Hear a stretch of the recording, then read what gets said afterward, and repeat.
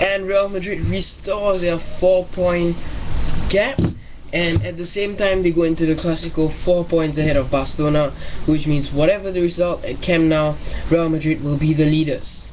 Hello and welcome to my post-match analysis of Sporting Gijon versus Real Madrid, or rather Real Madrid versus Sporting Gijon, since it was in the Bernabeu. Now, finally,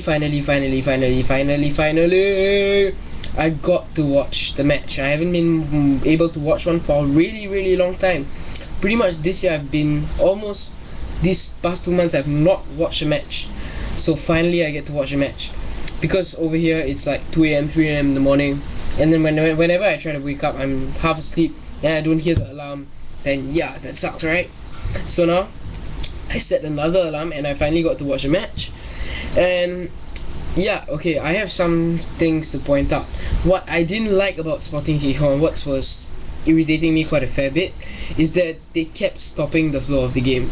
Now what I mean by stopping the flow of the game, they kept fouling. Them being Gijon are a good team, but sometimes when they play with Real Madrid, they just foul. It got so irritating. The first 8 fouls were like from Sporting Gijon. By the end of the first half, Sporting had committed 14 fouls. Real Madrid had committed a mere 3. Now, so 17 stoppages in 45 minutes. And including offsides, that's quite a fair bit. So yeah, then it was quite irritating, so I kept getting pissed off. And then Sporting Gijon scored that penalty in the first half, and then yeah, I don't know, I'm not gonna comment about it. If it's a penalty, the referee says it's a penalty, unless it's a controversial decision, then I would go against it. Well, I'm not so sure if we deserve a penalty chance or anything like that, but we still won anyway.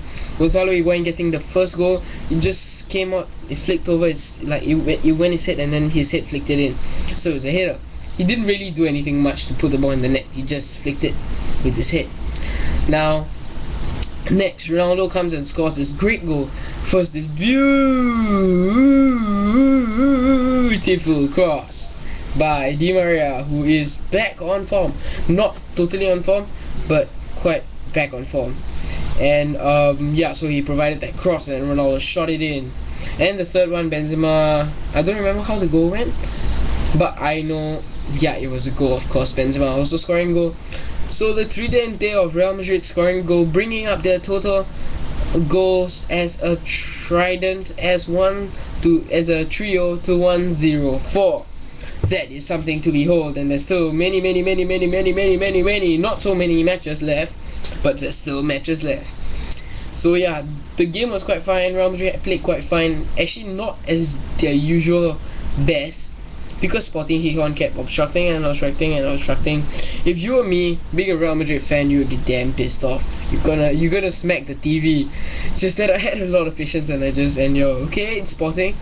I have watched 3 Sporting matches in the last 2 seasons. I missed the 3-0 win.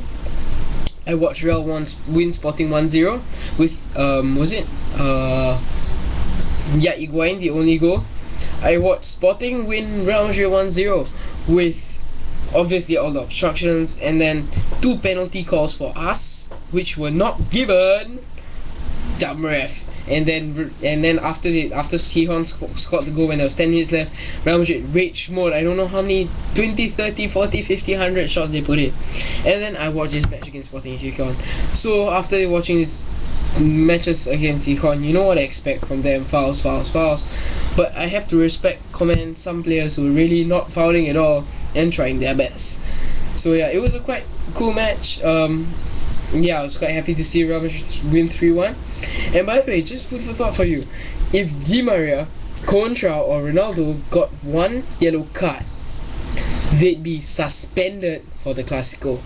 Mourinho went on to take that risk, played Di Maria in the 45th minute, played Ronaldo from start to finish, and thank you, they behaved well, so that they won't be missing the Clásico. They'll be going to the Camp Nou. Hopefully we can get some points, squeeze something out of the Catalans, because Real Madrid are willing to take revenge for all the times that they've lost.